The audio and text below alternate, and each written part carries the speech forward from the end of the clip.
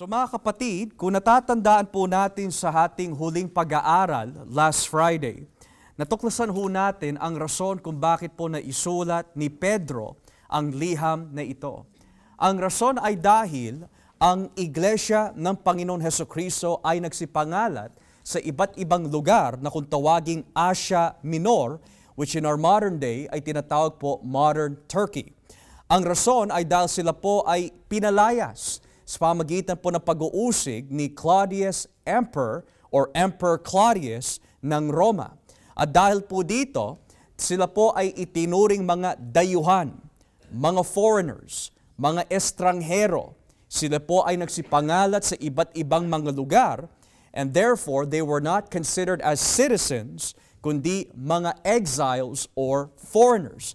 Pero dahil po sila'y inuusig, dahil po sa kanilang pananampalataya, pinalakas po ni Pedro ang mga kakapatiran na ito sa pamagitan po ng isang matinding paalala sa kanila. Bagamat sila po ay pinalayas from Rome, ang nagsipangalat po sila sa iba't ibang lugar, ang lagi po nila dapat tandaan, kasama nila palagi ang Diyos. Dahil ang Diyos Ama ang pumili sa kanila, ang Diyos Espiritu Santo ang patuloy kumikilos sa kanila, at sila'y patuloy na nililinis at binabago ni Jesus upang sundin ang kanyang mga utos. Kaya ngayon, sa ating pag-aaralan po nitong gabi, kung lolobin po ng Diyos, pag-aaralan po natin ang talatang 3 hanggang talatang 9. At ito po ay masasabi po natin isang mahabang pagpupuri or eulogy na kung tawagin, isang form of praise na binibigay po ni Pedro para sa mga kapatiran patungkol po sa kanilang kalagayan sa mga lugar na kanilang napuntahan. Sabi niya po dito, purihin natin ang Diyos at Ama ng ating Panginoong Hesukristo dahil sa dakila niyang awa sa atin. So, hinto muna po tayo dito. Nagsimula po si Pedro sa kanyang pagtuturo at eulogy sa pamagitan po ng mga salitang Praise be to God, or purihin natin ang Diyos at Ama ng ating Panginoong Hesukristo. Makikita po natin dito that mula po sa talatang 3 hanggang talatang 5, ang masasabi po natin, mga nabanggit po na pagpapala po dito, ay nagmula sa Ama. Pero makikita din po natin mamaya that lahat ng ginagawa po ng Ama sa pamagitan po ng kanyang buktong na anak na si Jesus ay para po sa ikabubuti ng iglesia. Na makikita ho natin dito sa whiteboard, mula po sa talatang 3 hanggang 5 sa wikang English, makikita po natin mamaya kung bakit ang lahat na nabanggit po dito from verses 3 to 5 ay nanggagaling sa mercy or awa ng Diyos para sa atin. Pero bago ho natin alamin kung ano po yung nilalaman ng awa po ng Diyos para sa atin, maaari ho natin tanungin, kung si Kristo Jesus ay Diyos, bakit binanggit po ni Pedro dito, purihin natin ang Diyos at Ama nino ng ating Panginoong Hesukristo? So that is one question you need to ask. Kung si Kristo ay Diyos, bakit binanggit po ni Pedro na ang Diyos ni Kristo ay ang Diyos Ama? Di po ba si Kristo ay Diyos? Kung siya ay Diyos, bakit may Diyos siya?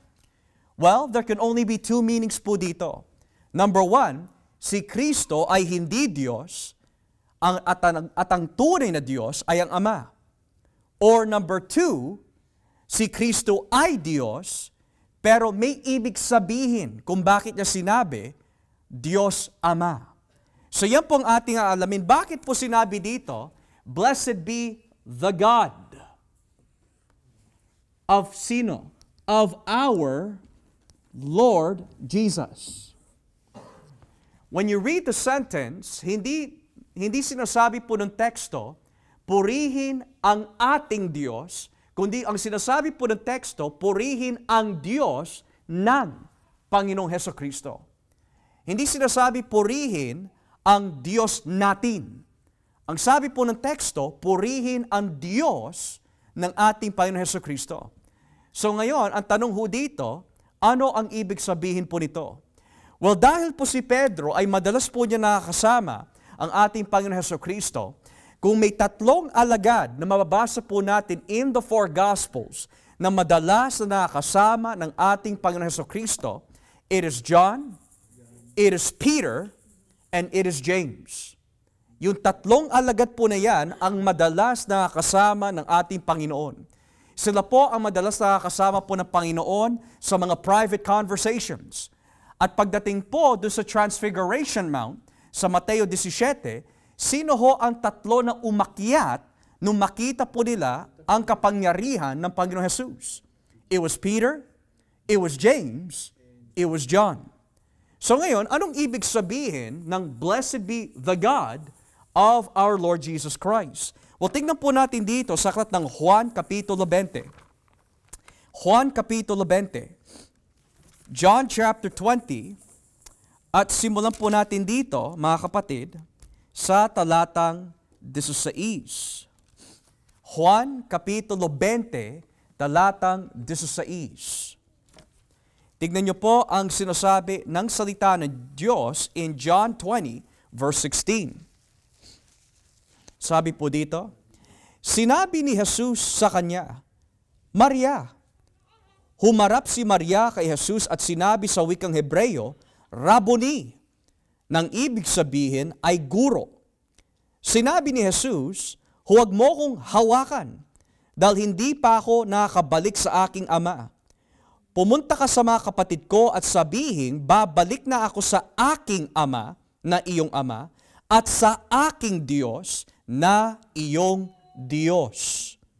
O sa wikang English, I am ascending to my Father and your Father, to my God and your God.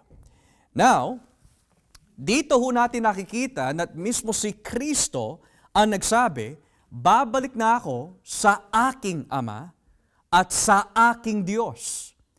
Pero ang ginamit po na salita po ni Kristo dito ay yung salitang my o aking. Pero hindi ginamit po ni Kristo ang salita, our God, our Father. Now, kung sinabi po ni Jesus yung salitang our God, that means ang Diyos ni Kristo ay walang iba kundi ang Ama at siya lang ang Diyos at hindi kasama si Jesus doon. Pero daw sinabi po niya, ang aking Diyos at aking Ama, ang ibig sabihin po ni Kristo po dito ay walang iba kundi relasyon. Dahil may relasyon ako sa tunay na Diyos at sa Ama, which is my Ama, kung ikaw ay may relasyon sa akin, may relasyon ka rin sa Ama, who is also God. Yun ang ibig sabihin po nun. Pero hindi po pwede na ang teksto po nito ay nagpapahiwatig ng gaytong klaseng kahulugan, na si Jesus ay hindi Diyos at ang tunay na Diyos lamang ay ang Ama. Dahil bago pa ho dumating ang John chapter 20, ano po ang naging panimula ni Juan? In the beginning was the Word, and the Word was with God, and the Word was God. So ito po ay nagtuturo ho sa atin na bago pa ho dumating ang John chapter 20, itinatag na agad ni Juan kung sino si Jesus. Siya ay Diyos, dati pa, before anything was created, Diyos na siya, kasama na niya ang Diyos Ama, and by nature, si Jesus ay Diyos. So dito, when Peter says, Blessed be the God and Father of our Lord Jesus Christ, it is a reference sa Father and Son relationship. Purihin ang Diyos ng ating Panginoon Hesukristo, ang Ama ng ating Panginoon Hesukristo, nang ibig sabihin po ang kanilang blessed at sagradong relasyon. Okay? Ngayon, dahil po ang focus ng talatang 3 ay patungkol po sa Diyos Ama, pagpatuloy po natin ang basa, kung babalikan po natin ang 1 Pedro, Kapitulo 1. So sabi po dito, purihin natin ang Diyos Ama. Bakit po natin kailangan purihin ang Diyos Ama? Ito po ang dahilan. Purihin natin ang Diyos at Ama ng ating Panginoon Hesukristo dahil, ito ang rason, sa dakila niyang awa sa atin. So ang tanong ho dito, bakit natin kailangan purihin ang Diyos ng ating Panginoong Hesukristo, ang Ama ng ating Panginoong Hesukristo? Dahil po sa kanyang dakilang awa para sa atin. In English, "Blessed be the God and Father of our Lord Jesus Christ, who according to His great mercy." Now, ang salitang awa or mercy, kapag ito po ay ginagamit sa Bagong Tipan, ang force po nitong salita ay tumutukoy po sa kabutihan ng Diyos, ang katapatan ng Diyos. We could say ang pag-ibig ng Diyos na ipinaranas niya sa mga taong hindi karapat-dapat na makatanggap o makaranas ng anumang klaseng kabutihan mula sa Kanya. Pero in the Bible, tuwing ginagamit po yung salitang mercy sa Bagong Tipan, hindi ito nakasentro sa mga hindi mananampalataya. Tuwing ginagamit po ng Bagong Tipan ang salitang mercy or awa, ito po ay laging tumutukoy sa mga pinili ng Diyos. At kung natatandaan ho natin, last Friday, ano po ba ang posisyon, tungkulin, function ng Diyos para sa ating kaligtasan? Siya yung namimili kung sino ang ilalagay niya para sa kaligtasan. Siya yung namimili. So masasabi ho natin, kapag sinabi po ng Biblia, His great mercy, ang awa ng Diyos at ang pagpili ng Diyos ay laging magkasama. Hindi mo pwedeng ipagkahiwalay ang pagmamahal, awa, pag-ibig ng Diyos sa Kanyang pagpili. Kaya ho niya tayo pinili upang maipadama ho niya sa atin ang Kanyang awa. Kaya ho siya nagliligtas para maiparanas po niya sa atin ang Kanyang awa. Kaya po tayo dinala kay Kristo para maipakita sa atin ang Kanyang dakilang awa for the church. Halimbawa, kung babasahin po natin ang aklat ng Roma Kapitulo 5, paano po ba gamitin ng Bagong Tipan ang salitang mercy? Roma Kapitulo 5. At basahin po natin dito mga kapatid sa talatang 8. Ito po ay nagpapakita sa atin kung ano ang itsura ng awa in Romans chapter 5. Roma Kapitulo 5, talatang 8. Tignan niyo po yung nakalagay dito. Pero ipinakita ng Diyos sa atin ang Kanyang pag-ibig sa gaytong paraan. Kahit noon tayo'y makasalanan pa, namatay si Kristo para sa atin. At ngayon, itinuring na tayo matuwid sa pamagitan ng dugo ni Kristo.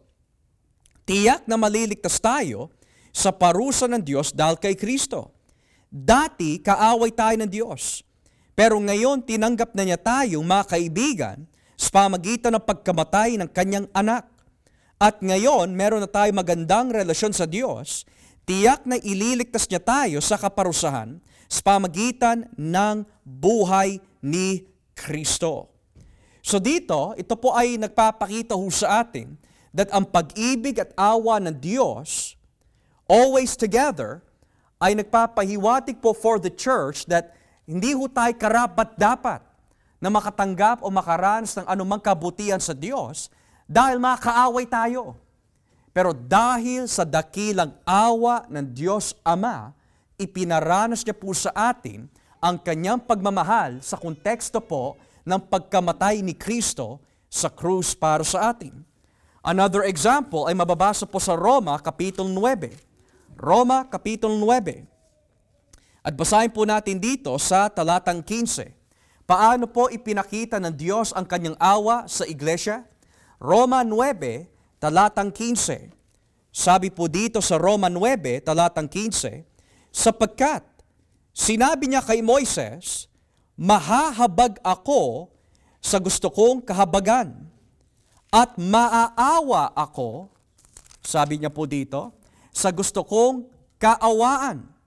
Kung ganoon, ang pagpili ng Diyos ay hindi batay sa kagustuhan ng tao o sa paggawa niya ng mabuti, kundi sa awa ng Diyos. So napakalinaw, ang pagpili at ang awa ng Diyos ay laging magkasama. Bakit Kanya pinili para sa kaligtasan? Dahil naawa ang Diyos sa atin. Bakit inilapit ka kay Jesus? Dahil naawa ang Diyos sa atin. Hindi siya naawa sa atin dahil may nakita po siya kabutihan sa atin, kundi dahil po sa Kanyang pag-ibig na hindi ho natin mauunawaan to its fullness, sa lahat ng tao sa buong daigdig, in all of human history, tayo ay pinili ng Diyos dahil po sa Kanyang awa. Minahal tayo dahil sa Kanyang awa. Niligtas tayo dahil sa Kanyang awa. Dinala tayo kay Kristo dahil sa Kanyang awa. So hindi ho sana, or masasabi po natin, hindi pa parito ang Panginoon Hesukristo kung wala muna ang awa ng Diyos. For God so loved the world. Hindi nakalagay sa John 3:16, for Jesus came and then God loved the world. Ang sabi ng Biblia, ang nauna bago pumarito si Kristo is, for God so loved the world. At dahil po nauna ang pag-ibig at awa ng Diyos para sa atin, and then isinugo si Jesus.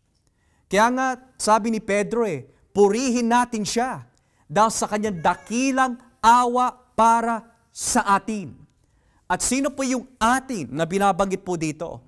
Yung mga pinili ng Diyos na nagsipangalat sa iba't ibang lugar dahil po sa pag-uusig na kanilang nararanasan. So dahil yan po ang binabanggit po ng Biblia, the next question might be this: ano po ba ang itsura ng great mercy ng Diyos? Well, we could say, ang itsura ng awa ng Diyos sa atin is, He answers prayer. Tama ho yun. Or pinagpapala po tayo sa ating mga pangangailangan. That's true. Pero dito, sa talatang 3, paano ipinakita ng Diyos ang Kanyang awa sa atin? Well, sa wikang English, He has caused us to be born again. Paano ipinakita ng Diyos ang dakilang awa niya sa atin? How did God show His mercy to us? Nung tayo po ay nakaranas ng born-again experience. Sa lahat ng mga Kristiyano na nandito po ngayon, you are born again not because you believed and then you became born again. Na born again ka dahil sa awa ng Diyos sa atin. Dahil ang ating original na estado ay ito, we are spiritually dead. Pero dahil sa awa ng Diyos, what does the Bible say? Tayo po ay nakaranas ng born-again experience. Tinanggap natin si Kristo. Bakit? Hindi dahil mas matalino ka kaysa sa kapwa mo, kundi dahil naranasan po natin ang awa ng Diyos. Ang magandang halimbawa ay si Pedro.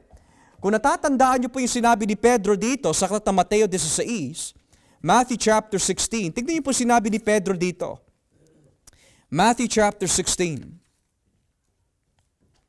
Mateo 16. At simulan po natin ang basa sa talatang 16. Matthew chapter 16, verse 16. Tignan niyo po sinasabi dito. Sumagot si Simon Pedro, kayo po ang Kristo, ang anak ng Diyos na buhay. Sinabi ni Jesus sa kanya, pinagpala ka ng Diyos, Simon na anak ni Jonas, sapagkat hindi tao ang nagpahayag sa iyo ng mga bagay na ito, kundi ang aking amang nasa langit. So bakit po kinilala ni Pedro na itong Jesus ay ang Kristo? Bakit siya sumampalataya? Bakit niya pinaglingkuran itong Jesus bilang Kristo? Dahil sa awa ng Diyos Ama, ipinakilala ng Ama kay Pedro kung sino talaga si Jesus. Kaya ang sabi po ni Juan, walang makakalapit sa akin maliban kung siya'y papalapitin nino ng Diyos Ama. So kung tayo tinatanggap natin si Jesus bilang Kristo, bilang Diyos at tagapagligtas ng ating buhay, ang sabi ng Biblia, nakaranas po tayo ng dakilang awa mula sa Ama. Hindi dahil mas matalino tayo, hindi dahil babad tayo sa Biblia, kundi ipinaranas sa atin ang kaalaman at karunungan patungkol kay Kristo dahil po sa dakilang awa ng Diyos Ama. So tuwing tayo po ay nag-aaral ng Biblia, mga kapatid, tuwing meron po tayo nakukuha na kaalaman, let's say for example, nauunawaan na natin ang teksto, tayo ay pinagpala sa mensahe ng Diyos, may natutunan po tayo sa mga Bible study, hindi dahil kay pastor, kundi dahil sa dakilang awa ng Diyos Ama. Tatandaan ho natin yon. So ngayon, sabi dito, the great mercy of God is formed this way. Paano po ipinaranas ng Diyos, ipinakita ng Diyos ang kanyang dakilang awa sa atin? Ipinaranas niya ho sa atin the born-again experience. Pero, here's another question. Because tayo po ay nakaranas ng born again, hindi lang po natatapos ang awa ng Diyos sa ating pagiging born again. Bakit nga po ba tayo binuhay ng Panginoon mula sa patay? Kasi ang pagkaintindi ng maraming tao is this: kapag tinanggap ko na si Kristo, ligtas na ako, that's it, tapos na. Hanggang dun lang ang plano ng Diyos. Pero there is a reason kung bakit tayo niligtas ni Kristo. Hindi lamang po maligtas at umupo at makinig lamang. May layunin ang Diyos kung bakit niya po tayo iniligtas. Ngayon, ipinaliwanag po dito sa talatang 3, we have been born again to what? To a living hope. May buhay na pag-asa na inaabangan ho natin. Now here's what's interesting. Bakit po binanggit ni Pedro, living hope? Isang matindi, isang buhay na pag-asa. Well, sa panahon po nila Pedro, we must understand that they were living in the Greco-Roman times. At ano po ang filosofiya at paniniwala ng mga Griego at ng mga Romano patungkol po sa salitang pag-asa? Ito ang kanilang paniniwala. Dahil po, nabubuhay tayo sa isang mundo na may maraming kasamaan na nagaganap. Sa pananaw ng mga Griego at Romano, in their philosophy, ito po ang kanilang paniniwala pagdating sa kabilang buhay. Dahil tayo po ay nakatira at nabubuhay sa isang masamang mundo, pagdating natin sa kabilang buhay, wala tayong inaabangan na magandang pag-asa. Yun ang filosofiya ng mga Griego at Romano. Pero tinututulan ni Pedro yung ganung klaseng pananaw. Kung sa mga pagano tulad ng mga Griego at Romano, wala silang pag-asa sa kabilang buhay, ibahin mo ang pananampalatayang Kristiyano. Kapag tayo ay na kay Kristo, may pag-asa tayo. Hindi lang pag-asa na minor, kundi isang pag-asa na buhay. And when the Bible talks about the word living, makikita po natin mamaya, this is always connected sa, we could say, inheritance na ating po matatanggap balang araw. So, bahagi po dito sa mercy na po ng Diyos is, number 1, nakaranas po tayo na tinatawag born-again experience. Number 2, to a living hope. Pero, sino ang gagamitin ng Diyos para maranasan po natin yung mga bagay na yan? So sabi po dito, through the resurrection of Jesus Christ from the dead, o sa pamagitan ng muling pagkabuhay ni Kristo mula sa mga patay. Now, in the New Testament, tuwing ginagamit po yung salitang through, you will notice in several books of the Bible that tuwing ginagamit po yung salitang through, laging kasama dito si Kristo. Halimbawa, in John chapter 1, kung babasahin po natin, John chapter 1, makikita po natin yung gawa ng Ama ay laging kasama sa gawa ng anak. John chapter 1, at simulan po natin dito mga kapatid, sa talatang 3. Sa talatang 3. Sabi po dito, sa Juan 1, talatang 3, nilikha ang lahat ng bagay sa pamamagitan niya. At walang anumang nalikha nang hindi sa pamamagitan niya. Sino po yung tinutukoy na niya here in John 1? It's Jesus. So dito, sinasabi po ni Juan, walang bagay that exist in our universe na hindi ginawa sa pamamagitan ni Jesus. Ang lahat ng bagay upang magkaroon ng buhay ay kailangan dumaan kay Jesus. So yan po ang patoto ni Juan. Tignan po natin ang patoto ni Paul sa aklat ng Colosas, Kapitulo 1. Colosas, Kapitulo 1. Colosas, Kapitulo 1. At basahin po natin dito sa talatang 16 o sa talatang 15 para mas malinaw. Colosas 1, talatang 15 hanggang 16. Tignan niyo po yung sinasabi. Si Kristo ang larawan ng di nakikitang Diyos at siya ang may kapangyarihan sa lahat ng nilikha.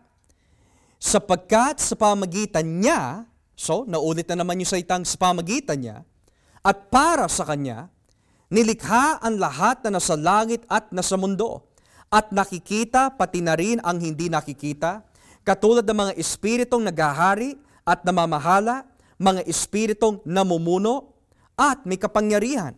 Bago pa man likhain ang anumang bagay, naroon na si Kristo, at sa pamamagitan niya, ang lahat ay nananatiling nasa kaayusan. So ang patoto po ni Juan is this, walang bagay na pwede magkaroon ng buhay na hindi muna dumaan kay Jesus. Pagdating kay Pablo, ang lahat na nakikita po natin at yung mga bagay na hindi natin nakikita, kaya sila may existence, dumaan ang mga ito sa pamagitan ni Jesus. Nang ibig sabihin, ang ahente ng Diyos Ama, ang tungkulin ng ikalawang persona ng Trinidad sa paglikha ng lahat ng bagay ay ito. Ang Diyos ang nagpaplano, pero upang ang kanyang plano ay magkaroon ng buhay, dinadaan po niya sa pamagitan ng ikalawang persona ng Trinidad na walang iba kundi si Jesus. So ngayon, the Father chooses, the Father plans, Jesus gives life. Siya yung sinasabi ni Juan, in Him was life, and the life was the light of men. Si Kristo din ang nagtuturo sa Juan 14:6, I am the way, the truth, and the life. Siya ang nagsabi kina Maria at Martha, I am the resurrection and the life. At siya rin ang nagsabi sa libo-libo mga tao, that tataliko din pala sa John 6, I am the bread of life. So, tuwing ginagamit po ng Biblia yung salitang life, lalo na sa konteksto ng kaligtasan, hindi po pwede mawala si Jesus dito. So here's the question. Anong ibig sabihin po ni Pedro na ipinaranas ng Diyos Ama ang kanyang dakilang awa sa pamagitan ng muling pagkabuhay ni Jesucristo? Here's the answer. Paano ho tayo na born again? Sa pamagitan po ni Jesus. At sino ho ang nag-utos na tayo po ay buhayin ni Jesus? Ang Diyos Ama. At paano natin mapapatunayan that we are born again through the resurrection power of Christ? Basahin po natin dito sa Efeso Kapitulo 2. Ephesians chapter 2. Efeso Kapitulo 2, talatang 1. Ephesians chapter 2, verse 1. Hanggang 4. O hanggang 5 para mas malinaw. Efeso 2:1 hanggang 5. Sabi po dito, noong una, itinuring kayong mga patay ng Diyos dahil sa mga pagsuway ninyo at mga kasalanan. Namuhay kayong gaya ng mga taong makamundo. Sakop kayo noon ng kapangyarihan ni Satanas ang hari ng mga espiritong naghahari sa mundo. At siya rin ang espiritong kumikilos sa puso ng mga taong ayaw sumunod sa Diyos. Dati, namuhay din tayong katulad nila. Namuhay tayo ayon sa pagnanasa ng laman at sinunod natin ang masasamang hilig ng katawan at pag-iisip. Sa kalagayan natin iyon, kasama rin sana nila tayo na nararapat parusahan ng Diyos. Ngunit, napaka-maawain ng Diyos at napakadakila ng pag-ibig niya sa atin na kahit itinuring tayo patay dahil sa mga kasalanan natin, muli niya tayong binuhay kasama po nino? Ni Kristo. Kaya naligtas tayo dahil lamang sa biyaya ng Diyos. So notice, sabi po dito, because of God's great mercy, binuhay tayo po ng Diyos sa pamagitan po nino? Ni Kristo. Now here's the question. In what way does the resurrection of Christ help us be born again? Well, hindi pa ho natin nararanasan yung pisikal na muling pagkabuhay. Dahil hindi pa nga ho tayo namamatay. At hindi pa ho bumabalik si Kristo. Pero ang tanong po dito, sa anong klaseng paraan naranasan natin yung muling pagkabuhay ni Kristo sa ating pagiging born again? Well, sabi na nga po ni Pablo kanina, dati, bago tayo niligtas, ang estado ng ating espiritual ay patay. Ano po ba ang purpose ng pagiging born again? Upang magbigay buhay sa ating mga kaluluwa na itinuring patay ng Diyos dahil po sa kasalanan. So in other words, yung ibig sabihin pala ng born again to a living hope sa pamagitan ng muling pagkabuhay ni Kristo is this. Because Jesus was raised from the dead. Ang sino man na ilapit ng Diyos Ama kay Jesus ay makaranas din ng muling pagkabuhay sa espiritual. At ang ibig sabihin po ng muling pagkabuhay sa espiritual is born again. Yun ang ibig sabihin po noon. Resurrection life spiritually means born again. Dati kang patay sa espiritual, ngayon muli kang binuhay ng Diyos, spiritually speaking. So, ang ibig sabihin po nito is, number one, paano ipinakita ng Diyos ang kanyang dakilang awa sa atin? We have been raised together with Christ. Binuhay tayo ng Diyos sa pamagitan ng born-again experience. Tayo po ba ay born again ngayon, mga kapatid? Kung tayo ay born again, purihin natin ang Diyos dahil naranasan natin ang kanyang dakilang awa. Naawa ang Diyos sa atin, kaya ho tayo nagkaroon ng born-again experience. Now, pagdating po sa talatang 4, kung babalikan po natin ang wikang Tagalog, ito naman po ang nakalagay sa unang Pedro 1, talatang 4. Ipinagpapatuloy pa rin ni Pedro yung dakilang awa ng Diyos. Sabi po dito, ito, referring po dun sa dakilang awa ng Ama, ito ang nagbibigay sa atin ng malaking pag-asa na may nakahandang mana ang Diyos para sa atin. So, kanina, ano po ba ang great mercy ng Diyos? Number one, maranasan po natin ang born-again experience patungo sa isang buhay na pag-asa, which is number 2. Pero ano po yung number 3 na dakilang awa ng Diyos na ipinaranas po niya sa atin? O sabi po dito, to obtain an inheritance. That is number 3. Number 1, maborn again tayo. Number 2, maranasan po natin balang araw ang buhay na pag-asa. Number 3, matanggap natin ang mana. So ano po yung mana na yan? Well, in the Bible, may dalawang klaseng mana. May mana, panlupa, may mana, panglangit. At kung babasahin po ang lumang tipan at bagong tipan, may dalawang klaseng mana din. Sa mga Israelita, binigyan sila ng mana ni Yahweh, at yung mana po na yan is earthly, which means there is a promised land that they will inherit one day.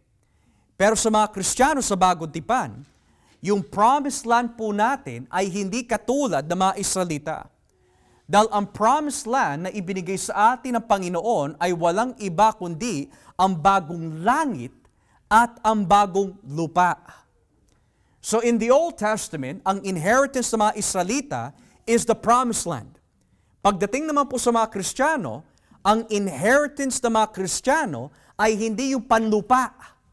Sabi po na Biblia dito sa talatang 4, ang manang ito'y nasa langit. Here, to obtain an inheritance in heaven for you. So yung inheritance na ibibigay po sa atin ng Diyos is not on earth, but in heaven. Na bakit niya sinasabi ito sa mga Kristiyanong inuusig? Because right now, maaari isipin nila, we have no home. Inuusig kami, nagsipangalat kami, we don't have a home here. Pero pinapalakas sila ni Pedro, your true home ay hindi dito. Your home is in heaven.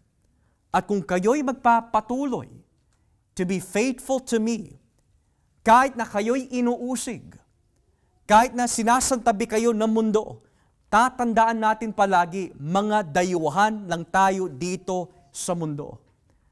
Ang ating true inheritance is not here on earth, kundi sa langit. Kaya nga, ang sabi ni Kristo, huwag tayong mag-iipon ng anumang klaseng kayamanan dito sa mundo. Bakit ho? Dahil may mga magnanakaw, kinakalawang ang kayamanan dito, at balang araw, ito po ay mawawala. So ngayon, ano po ang difference ng kayamanan sa mundo sa kayamanan po sa langit? Well, kung babasahin po natin ulit, tignan niyo po dito, may 3 bagay. To obtain an inheritance that is incorruptible. Number 2, undefiled. Number 3, unfading. Ngayon, kung ikukumpara po ninyo sa katuruan ni Kristo, ano po ba ang meron sa kayamanan dito sa mundo? Kinakalawang, nanakawin, at mawawala. Dito, incorruptible. Ang imamana sa atin ng Diyos ay hindi kakalawangin. Ang ibibigay sa inyo ng Panginoon, walang pwede magnakaw dito. At yung kayamanan na ibibigay ng Diyos na espiritual, ay hindi mawawala kailanman. So ano ho yun? Yan yung living hope na binabanggit po ni Pedro. That living hope is in heaven for you. Hindi pangkalahatan, kundi para sa atin. So notice those 3 things. Incorruptible. Hindi siya kakalawang. Undefiled. Hindi siya madudungisan ng anumang klaseng karumihan o kasalanan. And unfading. Hindi siya mawawala. Kung tutuusin mga kapatid, what is incorruptible? What is undefiled? What is unfading? Yung living hope na binabanggit po dito ay katumbas ng eternal life. Eternal life. Ang ating kaligtasan ay hindi mawawala. Ang ating kaligtasan ay hindi mabubulok. Ang ating kaligtasan, mga kapatid, ay hindi madudungisan. Dahil ang humahawak ho ng ating kaligtasan ay ang Diyos Ama, Diyos Anak, sa kapangyarihan ng banal na Espiritu. Kaya sabi po dito, the third mercy na ipinakita ng Diyos is to obtain an inheritance that is in heaven for you. Pero, notice this key word na binanggit po dito mga kapatid. Kept. Ngayon, ang tanong ho sa mga mahal natin na kapatid sa pananampalataya sa ibang churches, they would say, ang kaligtasan ay nawawala dahil hindi mo iningatan. There's a problem with that. Because exegetically, sino ang nag-iingat ng ating inheritance? Hindi ang tao, kundi ang Diyos. The kept here can only mean one thing. Sino ang nag-iingat? Well, kung titignan po natin ang istruktura ng verses, ang pagpupuri ay nakasentro sa Diyos. Ano yung ginawa ng Diyos? Ipinaranas niya po sa atin ang kanyang dakilang awa. So kung siya po ang nagparanas sa atin ng dakilang awa, sino ngayon ang nag-iingat ng ating mana sa langit? It's God. It is God. It is God the Father who keeps your salvation. And it is protected. Ang sabi po ng Biblia. Pero hindi lang po natapos diyan.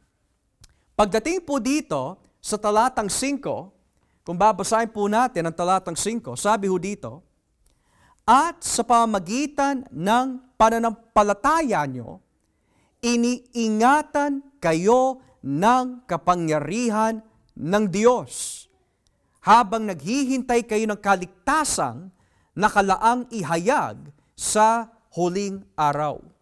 Or in English, to obtain an inheritance incorruptible, undefiled, unfading, having been kept in heaven for you, who, ang tanong po dito, sino yung who? It has to refer back to God, who are protected by the power of God. So yung who is referring to the church na pinoprotektahan ng Diyos. Tayo yung who. So sabi niya po dito, who, you, and who is referring to the church. Pero sino ang nagpoprotekta? Ang Diyos. Ang sabi po dito, who are protected by the power of God. Now, ang ginamit po dito na salita sa wikang Griego is phrouneo. Phrouneo. Now, the word phrouneo, kapag ginamit po itong salitang phrouneo, it has a meaning of to guard. Binabantayan. Halimbawa, kung babasahin po natin ang 2 Korinto, Kapitulo 11, tingnan po natin kung paano gamitin ang salitang phrouneo. 2 Corinthians chapter 11, talatang 32. 2 Korinto 11, talatang 32. Sabi po dito, sa 2 Korinto 11:32, noong ako'y nasa lungsod ng Damascus, pinabantayan, phrouneo, pinabantayan ng gobernador na sakop ni Haring Aretas ang pintuan ng lungsod para dakpin ako. In Damascus, the governor under King Aretas had the city of Damascusians guarded, phrouneo, in order to arrest me. So kapag ginamit po yung salitang protected or guarded, it gives you the meaning of may nagbabantay. Hindi pwede pumasok dahil may tagapagbantay. Pero, itong salitang phrouneo ay ginamit din sa aklat ng Filipos. Basahin po natin ang Filipos Kapitulo 4. Filipos Kapitulo 4. Filipos 4, at simulan po natin dito sa talatang 7. Talatang 7. Sabi po dito, kapag ginawa nyo ito, bibigyan kayo ng Diyos ng kapayapaan na siyang mag-iingat, phrouneo, sa puso ninyo at pag-iisip dahil kayo'y na kay Kristo Jesus. And the peace of God, which transcends all understanding, will guard your hearts and your minds in Christ Jesus. So ngayon, knowing how that word is used in the New Testament, what does Peter mean? It means that dahil iniingatan ng Diyos ang ating kaligtasan, He does this by protecting us, Frureo, by the power of God. So in other words, bakit hindi pwede mawala ang ating kaligtasan? Bakit hindi pwede hadlangan ng kaaway ang ibinigay ng Diyos sa ating balang araw? Dahil ito'y iniingatan ng Diyos Ama. Kaya nga napakalinaw mga kapatid kapag tayo ho ay nilagay ng Diyos sa kamay ng Ama, sa kamay ng Anak, walang kahit sino man ang pwede dumukot ho sa atin mula sa kanyang kamay. Bakit po? Pinoprotektahan tayo ng Diyos. Ako at ang Ama ay iisa. We are protected. Pero may naulit na naman dito. Sabi po dito, tayo po ay pinoprotektahan ng kapangyarihan ng Diyos through faith. Teka lang, di ba? Para may kahawig to Sa talatang 3, to a living hope through the resurrection of Jesus. Pero dito naman, pinoprotektahan tayo ng Diyos sa pamagitan po ng pananampalataya. Anong ibig sabihin po nun? It means, kaya ho ang mga Kristiyano in 1 Peter ay nagpapatuloy sa kanilang pananampalataya even though sila po ay nakakaranas sa pag-uusig is because pinoprotektahan ng Diyos ang kanilang pananampalataya. Now, taas po ng kamay mga kapatid, just all in honesty lang. Has there ever been a point in your life where nakaranas ka ng matinding pagsubok, baksak na ang iyong spiritual, and you just want to give up in the Christian faith? Have you ever experienced that? Naranasan niyo po ba yon na gusto niyo sumuko minsan? Pero bakit hanggang ngayon hindi ka pa rin sumusuko? Bakit nakatayo ka pa rin? Marami ka na naranasan pagsubok, marami na nawalan na sa buhay mo, gusto mo na sumuko, minsan gusto mo na magpakamatay, ayaw mo na magpakita, ayaw mo na dumalo, pero bakit nagpapatuloy ka pa rin? It's because sabi po ng Biblia, pinoprotektahan ng Diyos Ama ang ating pananampalataya. Natatandaan niyo po ba yung sinabi ni Jesus sa aklat ng Lucas? Kinausap ni Jesus si Pedro at sinabi niya, Pedro, nais ni Satanas na ipabagsak ka, to sift you like wheat. Pero ano ang sabi ni Jesus? Pero nanalangin ako na maingatan ang iyong pananampalataya. Kanino nanalangin si Jesus? Sa Ama. Sino ngayon ang nagprotekta sa pananampalataya ni Pedro? Ang Diyos Ama. So totoo, kaya nasabi ni Pedro, God is protecting your faith dahil naranasan niya yun Now look at this. Si Judas Iscariote, tumiwalag. Si Pedro, dininay niya ang Panginoon. Pero at the end of their road, sino ang bumalik sa pananampalataya? Si Pedro. At hindi lang yon. Saan nakasentro ang panalangin ni Kristo? Nanalangin si Kristo para kay Pedro, pero hindi siya nanalangin para kay Judas. Bakit? Dahil hindi ipinaranas ng Diyos Ama ang kanyang dakilang awa kay Judas. Ipinaranas niya ang kanyang dakilang awa kay Pedro. Kaya hanggang ngayon, si Pedro ay nagpapatuloy dahil ang nag-iingat ng kanyang pananampalataya ay walang iba kundi ang Diyos. Now, here's the next question. Bakit iniingatan ng Diyos Ama ang ating pananampalataya? Para sa isang kaligtasan na balang araw ihahayag at the revelation of Christ. Or in English, He protects our faith for a salvation ready to be revealed in the last time. Ano yung last time na binabanggit po dito? It means, kapag bumalik si Kristo at natagpuan po niya na ang ating pananampalataya ay nakasentro sa Kanya, it is not because tayo ang may dahilan kung bakit nananatili pa rin tayo kay Jesus. Kundi sa Kanyang pagbabalik, ang sino man ang madatnan niya, nagtatapat sa Kanya, yun ang mga pinotrektahan ng Diyos Ama. Kaya nga, di ba nung nananalangin po si Kristo, sabi niya, huwag mo sila tanggalin, alisin sa mundo, kundi ingatan mo sila mula sa kaaway. Anong iingatan ho doon? Ang kanilang katawan? Hindi ho. Ang kanilang pananampalataya. Yun ang tinutukoy po doon, mga kapatid. So biro mo, nakakaranas sa mga kapatiran na matinding pag-uusig, pero ito ang encouragement ni Pedro sa kanila. Pinili kayo ng Diyos, ipinaranas sa inyo ang awa niya, nakaranas kayo ng born-again experience, dahil ipaparanas pa sa inyo ng Diyos ang isang buhay na pag-asa sa darating na end times, at hindi lang ho yun, may nakalaan na pagpapala at mana para sa inyo sa langit. Do you know what that means? May nakalaan?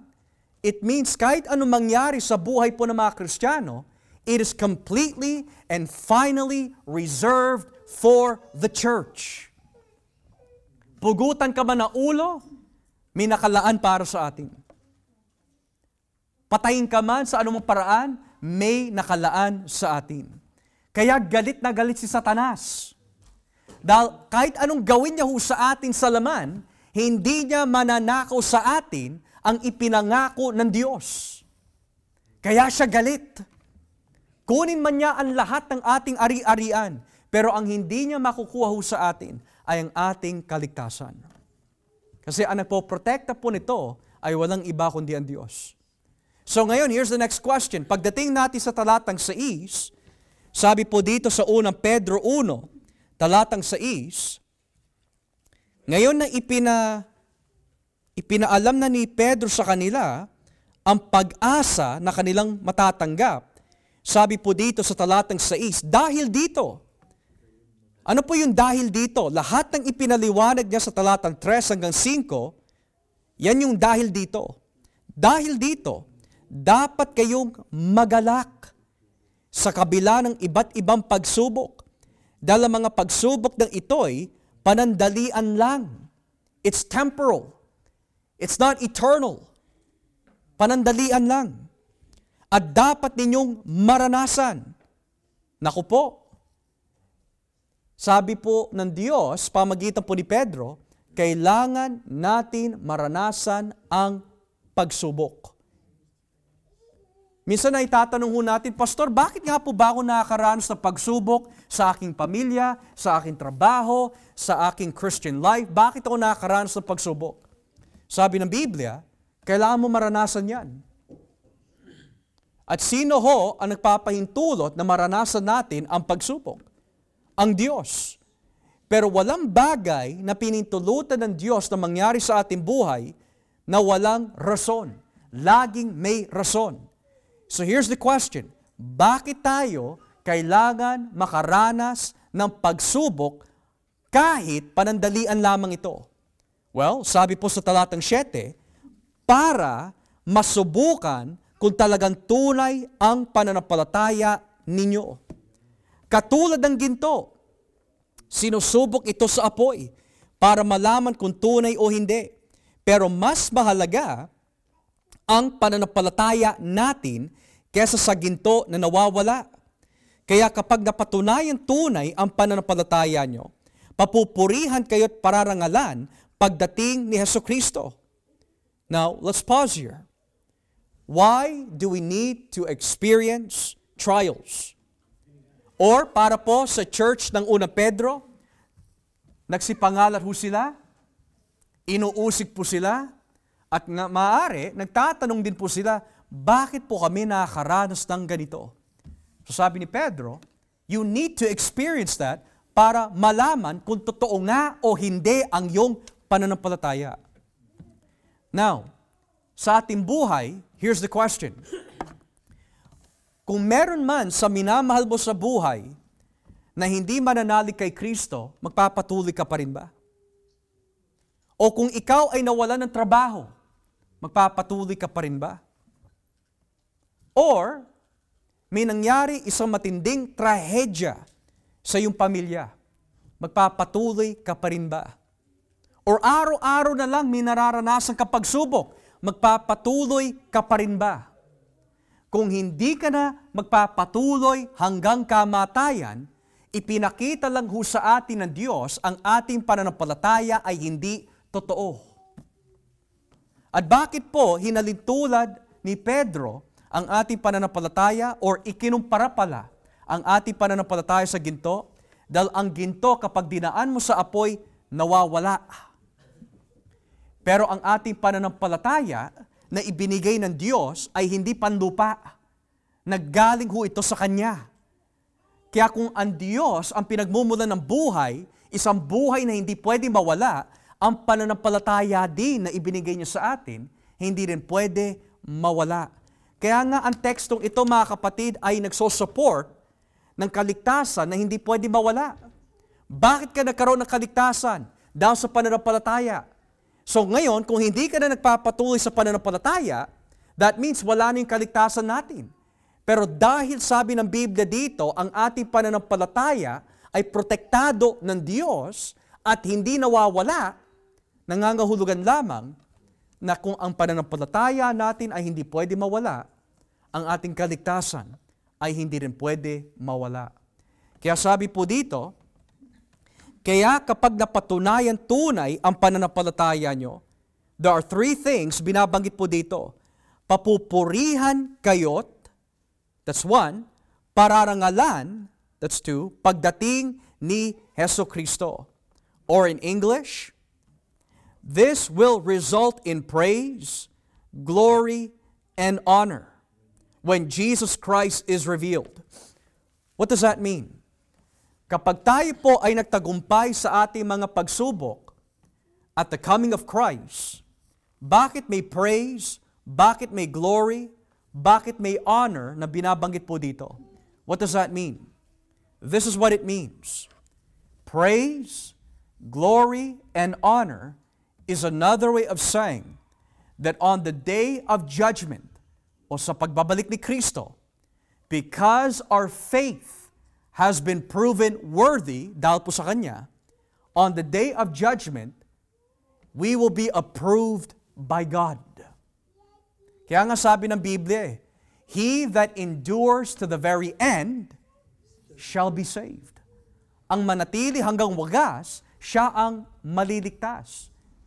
Kaya sabi din ni Kristo sa aklat ng Lucas, sa aking pagbabalik, may matatagpuan ba ako isang pananampalataya dito sa mundo?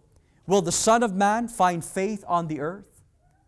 So ito ay nagtuturo ho sa atin that we need to experience persecution para mapatunayan ang ating pananampalataya ay tunay at kapag dating sa araw ng paghuhukom, tatanggapin tayo ng Diyos dahil ang ating pananampalataya ay nagpatuloy to the very end. Kaya sabi po dito sa talatang 8, kahit hindi nyo siya nakikita, mahal nyo siya. At kahit hindi nyo pa siya nakikita hanggang ngayon, sumasampalataya pa rin kayo sa Kanya. Kahawig ho ito sa sinabi po ni Kristo kay Tomas, blessed are they who have not seen me, but has already believed. So, ito po ay tugma sa atin mga kapatid. Bakit po tayo nagpapatuloy pa rin ho ngayon? Dahil mahal mo ang Panginoon. Bakit ginagawa mo ang lahat ng ginagawa mo para kay Kristo? Dahil mahal mo siya. At kahit napakahirap ng ating nararanasan, bakit ka pa rin nagtitiwala sa Kanya? Because you believe on who He is.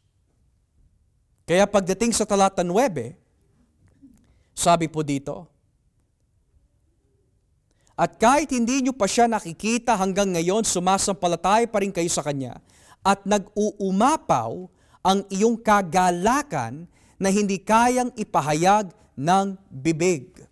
O sa wikang English, you believe in Him and are filled with an inexpressible and glorious joy.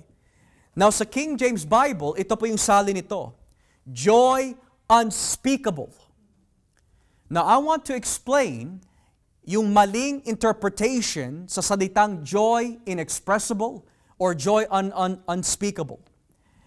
In the charismatic movement, lalo na po sa katuruan nila Benny Hinn at yung mga ibang false teachers, what they would say is that yung joy inexpressible or joy unspeakable na tinutukoy po ni Pedro dito ay yung ginagawa po ng mga charismatics that kapag sila'y pinatungan ng kamay ng sino mang klaseng mga ngaral, sila po ay umuungol na parang mga aso o gumugulong sa sahig o sumisigaw ng anumang klaseng mga tono na parang iba-ibang klaseng mga hayop.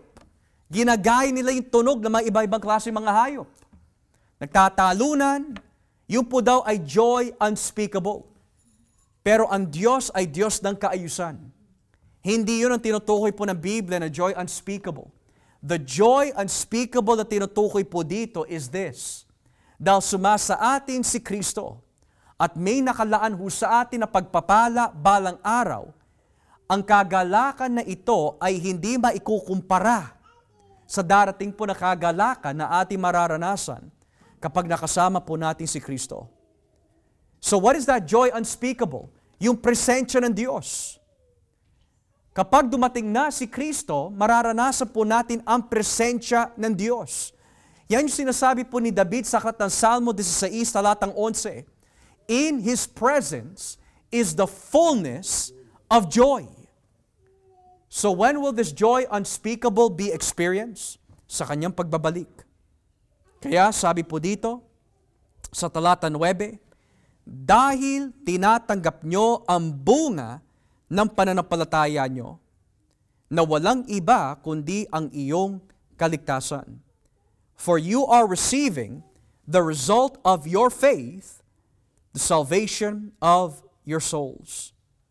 So, in short mga kapatid, kung titignan po natin yung gawa ng Ama, yung dakilang awa ng Ama, nakaranas po tayo ng born-again experience. Tayo po is looking forward sa isang buhay na pag-asa. Tayo po ay nakaranas at makaranas ng isang mana na pinoprotektahan ng Diyos na nakalaan sa langit. Kahit na dumaranas po tayo ng isang panandalian ng pagsubok, dapat pa rin po tayo magalak. Bakit po? Panandalian lang ang ating nararanasan. Hindi natin pa makikita yung inilaan sa atin ng Diyos na ating po matatanggap balang araw. Yung sinabi ni Pedro at yung sinabi ni Santiago ay tunay. Count it all joy when you experience various trials. Bakit po? Dahil balang araw makakasama po natin si Jesus. So ang mensahe po ni Pedro sa mga Kristiyano na nagsipangalat is this. Mga kapatid, panandalian lang ang iyong nararanasan. Pero keep fighting the good fight of faith. Keep continuing in Christ. Dahil yung nararanasan mo cannot compare sa inilaan ng Diyos para sa atin na nasa langit. Kaya may encouragement po sa atin lahat mga kapatid, kahit gaano kahirap ang iyong nararanasan bilang Kristiyano, panandalian lamang ang ating trials. Panandalian lamang ang ating pagsubok. Panandalian lamang ang pag-uusig at paghihirap ng ating natatanggap ngayon. But if you will continue in Christ and persevere to the very end, pinapatunayan lang sa atin ng Panginoon that at the very end, when all things have been said and done, at nananatili pa rin po tayo nakatayo, pinatunayan po ng Diyos. Kaya ho tayo nananatiling nakatayo dahil pinoprotektahan po niya ang ating pananampalataya. Yan po ay dahil ipinaranas ng Diyos ang kanyang great mercy sa atin. Kaya nawa po mga kapatid, sa araw-araw po bilang mga Kristiyano, we are giving God the praise. Father, I worship you. Father, I thank you. Nananatili pa rin po ako kay Kristo. You are keeping me. You are preserving me because you love me. Because you care about me. Purihin natin ang Diyos Ama dahil sa kanyang dakilang awa na ipinaranas niya sa atin. Kaya nawa po meron po tayo natutunan sa ating pag-aaral nitong gabi. At nais ko na po mga kapatid na buksan ang ating Q&A floor sa mga kapatiran who have questions related or unrelated sa ating mga pinag-aralan nitong gabi. Do we have any questions nitong gabi?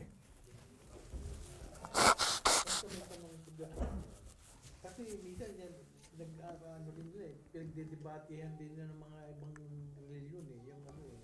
Yung blessed be the God and Father of our Lord Jesus Christ.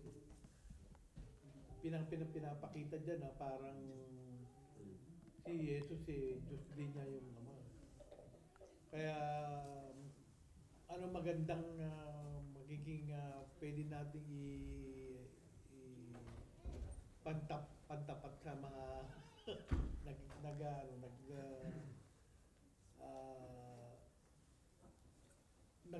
nag-twist na salita. Yeah. So unang-una po, Brother Joel, context. Context is always important. Yun ang pinaka-importante. Pangalawa, sa Biblia, paano ho natin mapapatunayan that yung salitang at ang Ama ay ang aking Diyos is a reference to relationship? Well, kung babasahin po natin dito sa Juan 17, makikita po natin na hindi naman dinideny ni Kristo yon. So sa Juan 17, talatang 3, John 17:3, si Kristo mismo nagsabi, ang Ama ay tunay na Diyos. Pero may konteksto ho yun. John 17 verse 3, sabi po dito, at ito ang kahulugan ng buhay na walang hanggan, ang makilala ka ng mga tao na ikaw lang ang tunay na Diyos, pero, look at this, at makilala rin nila ako na isinugo mo. So ang tanong ho dito, sino yung tunay na Diyos? Ang Ama at ang Panginoon Hesukristo. Pero hindi lang po natapos diyan. 1 John chapter 5, unang Juan, kapitulo 5, talatang 20. Unang Juan 5, talatang 20. Dito po ang magtuturo ho sa atin na ang Diyos Ama at Diyos Anak, sila ay yung tunay na Diyos. Unang Juan 5, talatang 20. Tignan niyo po nakalagay. Alam din natin, ang anak ng Diyos ay naparito sa mundo at binigyan niya tayo ng pang-unawa upang makilala natin ang tunay na Diyos. At tayo nga ay nasa tunay na Diyos. Sa pamagitan ng kanyang anak na si Jesucristo, siya ang tunay na Diyos at ang buhay na walang hanggan. So dito, sino po ang tunay na Diyos? Ang Diyos Ama, pero sabi din po dito, tayo ay nasa kanyang anak at siya rin ang tunay na Diyos. So the fact that sinabi ni Pedro, blessed be the God ng ating Panginoon Jesucristo, hindi sinasabi po ni Pedro dito that si Kristo ay hindi Diyos at yung Diyos lang ni Kristo ay ang Ama. Ang ibig sabihin po nun is, sila ay yung tunay na Diyos. At may relasyon si Jesus bilang anak sa kanyang Ama who is God. Yun ang ibig sabihin po nun. Okay? Very good question. Anyone else have other questions po? Related or unrelated sa ating mga tinalakay? Do you have any questions? Yung mga katanungan po ba tayo? Okay. Doon po sa huli, sila Nay. Kayo po.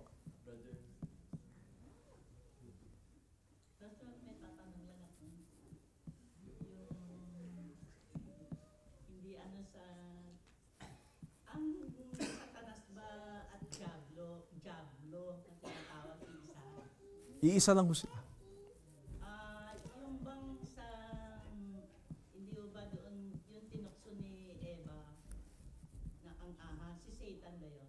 Satan ho yun. Si Satan ho yun. Alam ho natin na si Satan ho yun kasi pagdating po sa Book of Revelation, chapter 12, makikita ho natin that ang tawag po kay Satanas ay ahas. Yung ahas na tinutukoy po doon ay bumabalik po doon sa Genesis. So halimbawa po, babasahin ko po sa inyo, Revelation chapter 12. Revelation chapter 12. At simulan po natin dito sa talata 9. Revelation chapter 12, verse 9. Kaya itinaboy ang malaking dragon, ang ahas noong unang panahon, na tinatawag na Diablo o Satanas, na nanlilin lang sa mga tao sa buong mundo, itinapon siya sa lupa kasama ang kanyang mga anghel. So, ang tawag po dito kay Satanas is yung ahas nung unang panahon. Ano po yung panahon o yung unang panahon na tinutukoy po dito? Yung ahas na tumukso kay Eva. So dito, nakikita ho natin that it's either Satan took on the form of a serpent or ginamit niya yung ahas. Pero ang alam po natin dito is that yung nilalarawan po ng ahas na yon ay walang iba po kundi si Satanas. Yun po ang nilalarawan po nun. Furthermore, makikita din po natin sa mga ibang teksto that lalo na po dito sa 2 Korinto 11, kung titignan po natin ang 2 Korinto 11, talatang 3, yung ahas po na yan is a reference to Satan dahil po ang chapter 11 ay tumutukoy po sa mga alagad ni Satanas. So verse 3, 2 Korinto 11, talatang 3, pero nag-aalala ako na baka malinlang kayo tulad ni Eva na nalinlang ng ahas at mawala ang iyong taos-pusong hangaring sumunod kay Kristo. At ano po ang ibig sabihin po noon na malinlang tulad po ni Eva? Ito po ay tumutukoy pa rin kay Satanas dahil kung ibababa po natin ang basa sa talatang 13, sapagkat ang mga taong iyan ay hindi naman mga tunay na apostol, kundi mga manlilinlang at nagpapanggap lang ng mga apostol ni Kristo.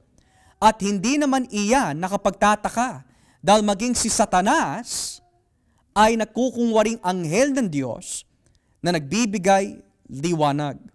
So dito, ikinumpara at hinalintulad ni Pablo yung kung paano po nadaya si Eva at kung paano po sila nadaya bilang iglesia sa pamagitan po ng mga alagad ni Satanas. So masasabi po natin dito, Nay, that yung ahas na binabanggit po sa Genesis 3, si Satanas ho yun. Ang ibig sabihin po ng Satanas, enemy, kaaway. At ang ibig sabihin po naman po ng Diablo, naninira, slander. Yun ang ibig sabihin po nun. Okay? Yan bang ahas nilalang ng Diyos?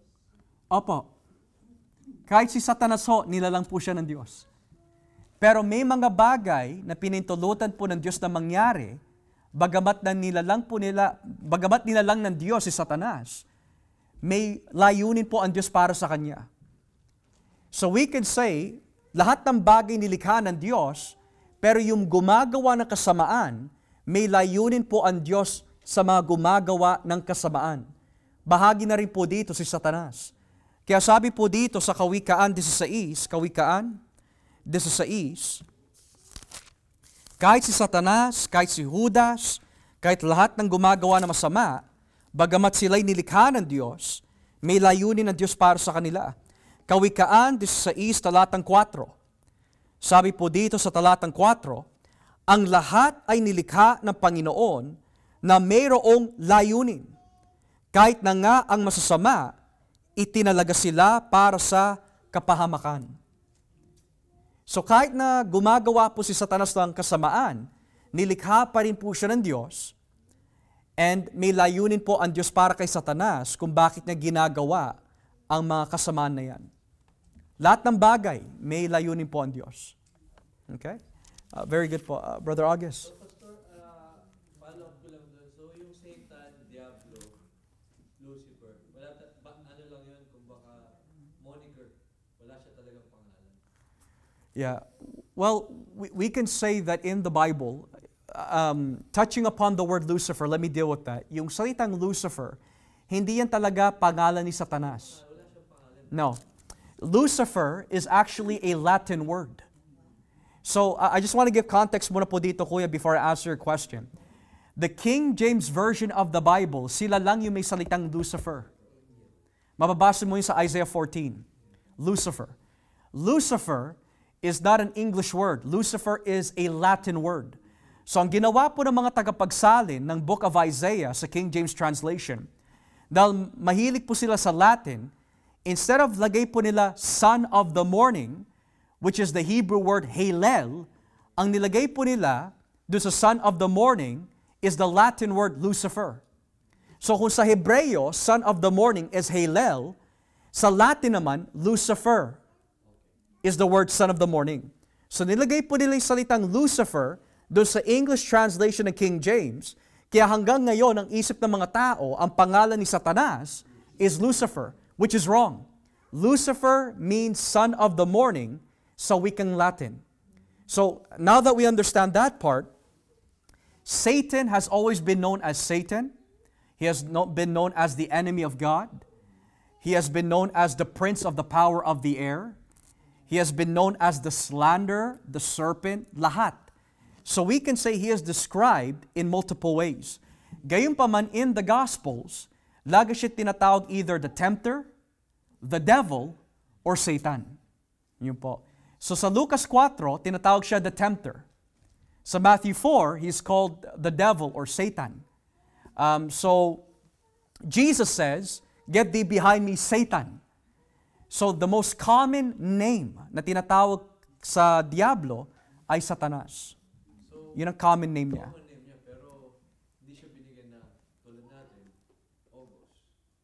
Wala siyang pangalan na exact pangalan. We could say po, Kuya, General, common na, general. yeah, kasi usually yung pangalan na Satanas, Diablo, that's after his fall na. Pero walang binabanggit ang Biblia kung ano yung pangalan niya before the fall. There are some who would say siya po ay isang cherub or anointed anghel. That's fine. Pero walang binabanggit na pangalan bago ho siya nahulog. Yeah. Yeah. Okay, good question. And Brother June? Demons po? Yeah. So, the origin of demons, dahil walang binabanggit po sa Biblia, yung kanilang pinagmulan, there are several theories.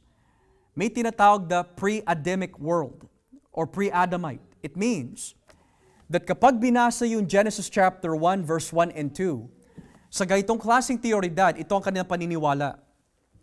Sabi po sa Genesis 1:1, "In the beginning, God created the heaven and the earth." Pagdating sa Genesis 1:2, nakalagay, "And the earth was without form and void, and darkness was upon the face of the deep."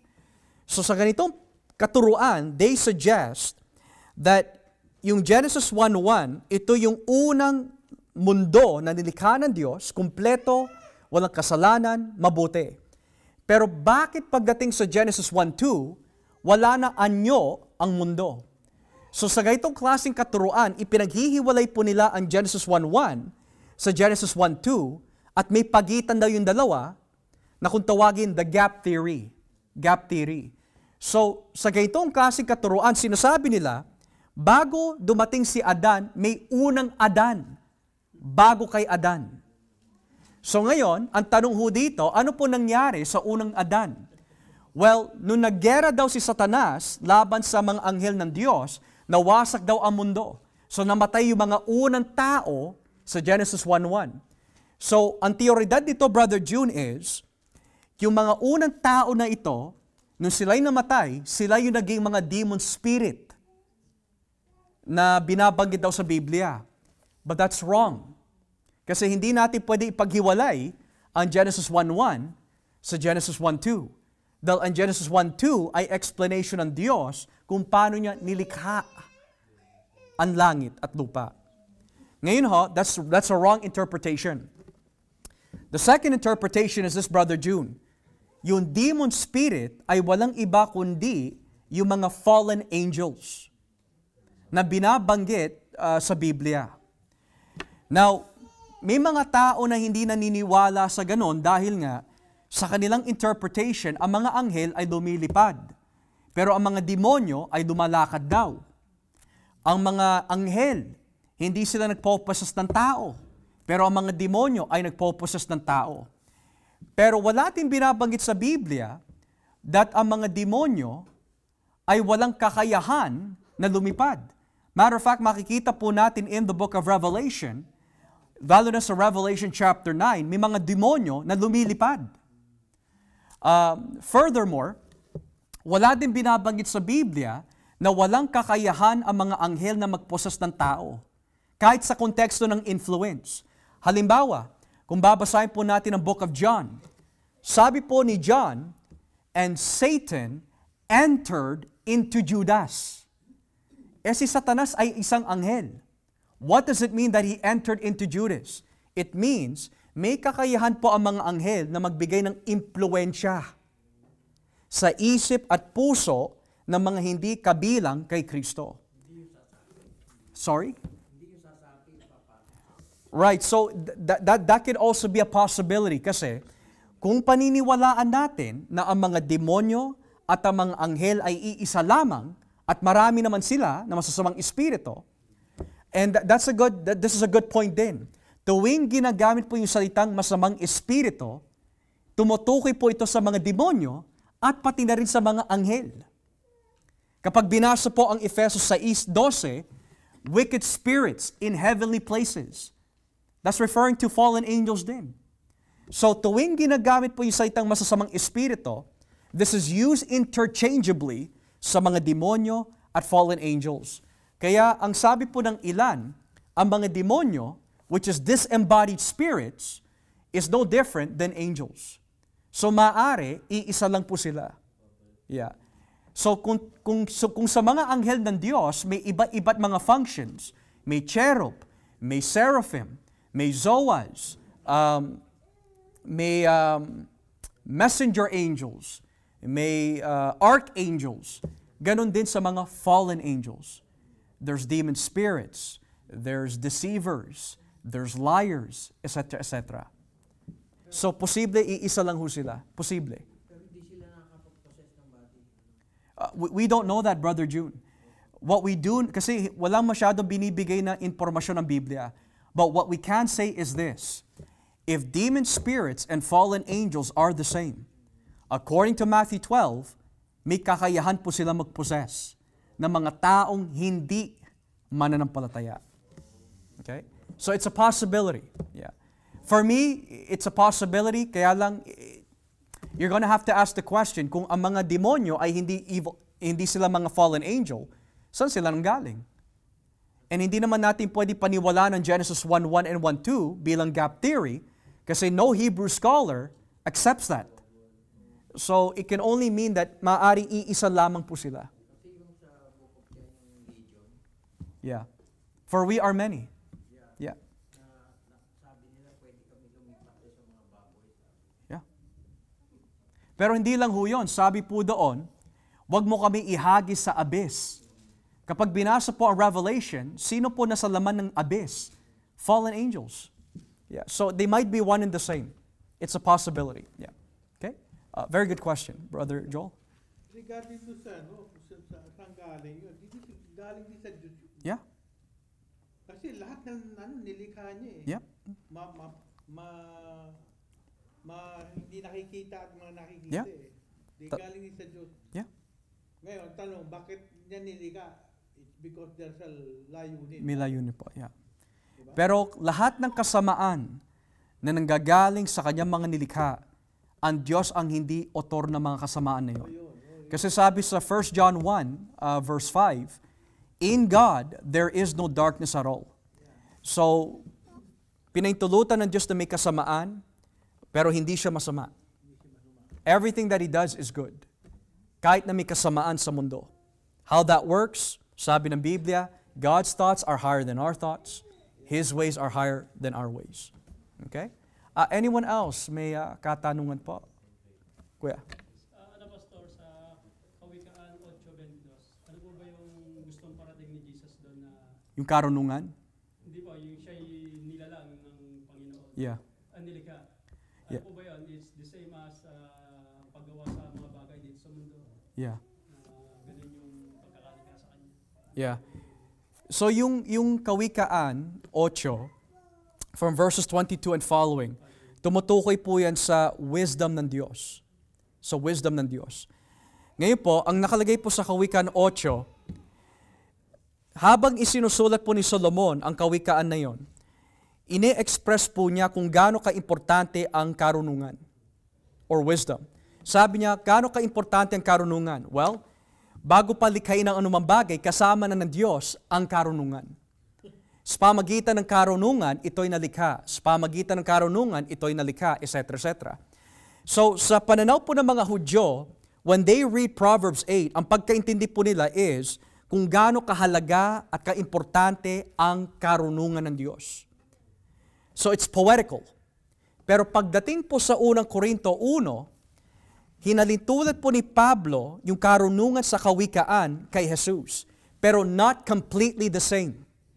Halimbawa po, ang karunungan na binabanggit po sa kawikaan 8, we can say, may kahawig pero it's not totally the same kasi ang kawikaan 8 ay tumutukoy that bagamat kasama na ng Diyos ang karunungan, nilikha pa rin niya ang karunungan.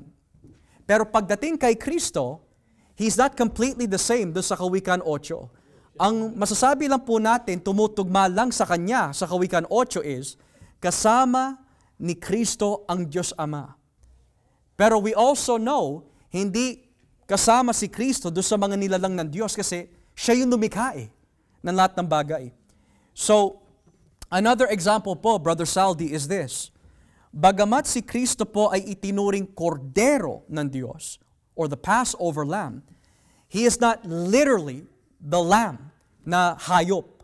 So we can say, ang lahat ng nilalarawan ng wisdom, ang lahat ng nilalarawan ng mga handog, is all pointing on who Jesus is at yung gagawin niya.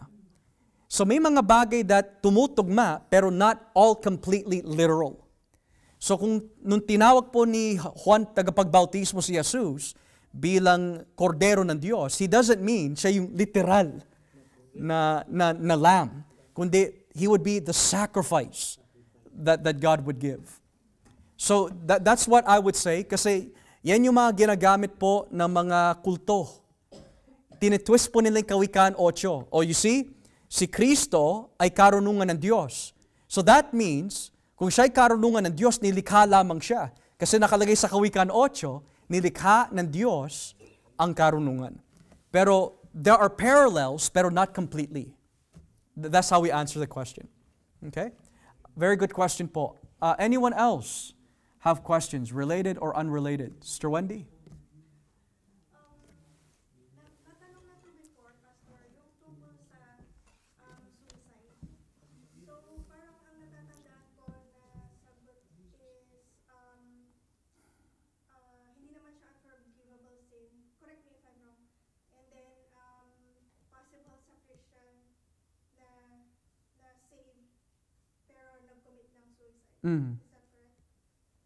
So, yung question ko po, Pastor, does that mean yung sa diniscuss na po kanina, na hindi po na-preserve yung faith niya? Na, kasi, di ba, parang, maybe he lost hope, kaya niya na-commit yung sin na yun. Sure. So, yun po. The first answer I would give, sis, is only God knows. Because it's a very hard question kasi ngayon pinag-uusapan na natin what was in his heart. We could say that it must have been negative. It could be other things, pero only God knows. That's the first thing I would say. Secondly, it is very controversial yung topic ng suicide because if it's not the unforgivable sin, or kung hindi siya yung kasalanan na kabilang doon sa mga hindi mapapatawad ng Diyos, then bakit sinasabi sa unang Korinto, whoever destroys this temple, God will destroy. Pero yung ibig sabihin ng whoever will destroy this temple is not referring to suicide. So 1 Corinthians 3 verse 16 and 17, yung tinutukoy na whoever destroys this temple ay tumutukoy sa sino man nagtuturo ng mali sa iglesia ng Diyos, which is the temple of God, ay wawasakin ng Diyos. Now, when you go to 1 Corinthians 6, sabi doon, wag nating gagamitin ang ating katawan sa sexual na immoralidad because we are the temple of the Holy Spirit. So wala po yung kinalaman sa suicide. It's referring to sexual purity and teaching. Gayunpaman, there are instances in the Bible where we do see may mga tao na nagpapakamatay. Judas Iscariote, nagpakamatay. Dinidebate pa rin kung si Samson ay nagpakamatay, but what we can say is, kinausap niya muna ang Diyos and he was willing to sacrifice himself para lang talunin yung mga Philistines. So I don't know if that would be considered as a suicide. I would consider it as a sacrifice. Kasi suicide is always for a negative response to life. Sacrifice is to give oneself for the better of many. So it's always for a good purpose. So, in regards to the question, kapag ang isang Kristiyano ay nag-commit ng suicide, papasok ba siya sa langit? We could say, kung siya'y pinili ng Diyos at siya'y namatay sa ganung paraan dahil yun ay pinitulutan ng Diyos na mangyari, yet siya'y pinili ng Diyos, lahat ng pinili ng Diyos ay papasok ng langit. Kasi wala naman po binabanggit sa Biblia kung ano po yung way of death na hindi papasok sa langit. Halimbawa, if you drown as the elect, you're not going to heaven. Or if you get burned as the elect, you're not going to heaven. Or if you commit suicide as the elect, you're not going to heaven. Ang sabi lang po ng Biblia, lahat ng pinili ng Diyos, they will go to heaven. Pero hindi binabanggit po doon the manner of how they shall die. So kung ang tao po ay namatay through suicide pero pinili siya ng Diyos, only God knows. Basta pinili ng Panginoon, papasok po sila sa langit. And I would even add, Sister Wendy, ganong kadakila ang biyaya ng Diyos na sa kabila ng ating frailty, He still preserved our faith. So, controversial, pero it's not the unforgivable sin. Okay? Very good. Mr. Mertes? Sabihin natin na nagpakamatay siya kasi nawalan siya ng hope. Nawala yung kanyang faith din sa Panginoon. Hindi po ba, hindi siya talaga pinili ng Diyos sa unang pa lang? Yeah. So, again po, Sister Mertes, that's a very good question. Kaya lang, because suicide is so broad, it's so broad, meron nagpapakamatay because they've lost hope in various reasons. Pero what we could say po is this, ang isang hindi pinili ng Diyos will have this in the context of suicide. He will deny Christ. He will deny Jesus as a Savior. He will deny God as his only hope for salvation sa kabilang buhay. If he denies those things, sigurado, hindi siya pinili ng Diyos. Pero what a person is going through in his heart as he commits that suicide, only God knows po talaga. Kasi it's a very hard question to answer kasi hindi po natin alam. And you're completely right po na talagang kaya naman nagko-commit ng suicide ang isang tao is because they've lost hope. Pero ang tanong po doon is this, in this side of life, magkakaroon po ba tayo ng perfect faith? And the answer is no. Sa buhay po natin dito sa lupa, hindi po natin makukuha yung perfect faith. So ngayon, ang tanong po doon, will I go to heaven with perfect faith? The answer is you go to heaven because of the grace of Christ. Kasi kung may perfect faith na po tayo dito, hindi na po sana sinabi po ni Pablo sa 1 Corinto 13 that yung mga bagay na perfect, hindi pa natin nakukuha. Makukuha lang po natin yan kapag dumating na that which is perfect, which is yung pagdating ni Kristo. So, we know wala po tayong perfect faith dahil bumabagsak pa rin po tayo. Nagkakasala pa rin po tayo, dumarating pa rin po yung pagdududa. So, it goes to show wala po tayong perfect faith. Gayunpaman, we can say that yung saving faith at the very end ay iingatan pa rin po ng Diyos. So, yung pananampalataya na binabagit po ni Pedro dito is yung faith na nakatuon kay Kristo. Pero he's not referring to perfect faith. He's referring to persevering faith. So, kung ano man po yung nasa puso ng isang nagko-commit ng suicide, ang Diyos lang po talaga nakakalam, Sister Meritas. A very difficult question. But that's what I would say.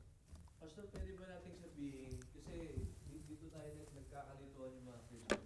They think na they commit suicide. They chose it. But sometimes we think that yung tulad ng depression, it's like a form of disease na dumadaan sa tao. Right? Tulad ng cancer. Hindi natin alam, bigla na lang susulpot sa atin. Diabetes or genetically. So, could we say na hindi natin alam yung iniisip ng tao, di ba? Nagpakamatay siya nung nanghina siya. Mentally, physically, spiritually. But again, we cannot judge or give what God can do na. Hindi yan ligtas na. What I could say, Kuya, is this. Because depression, and I would say the analogy and comparison of cancer to depression is subjective in this sense.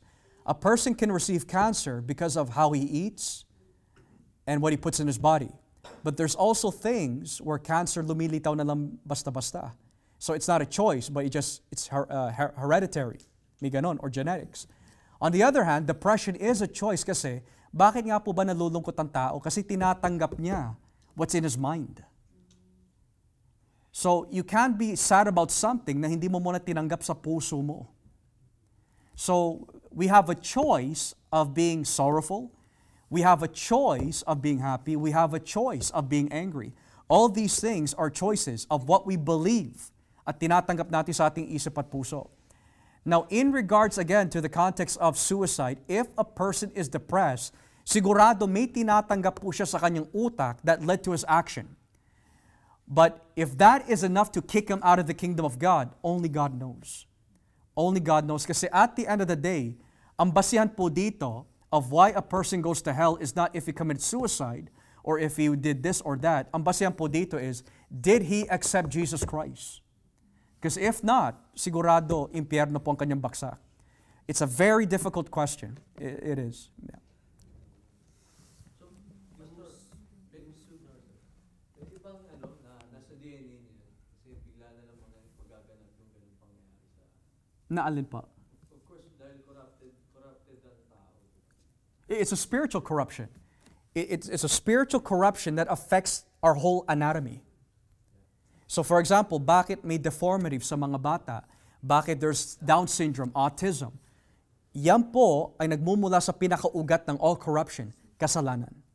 So it has to be a spiritual thing. It affects everything of all of our genetics. So walang malakas. Sin is always the root. Yeah. Walang malakas na pananampalataya. Wala po.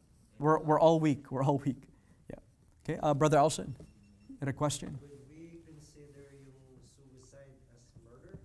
As murder? Di ba, there's scripture clearly talks Sure. about do not murder.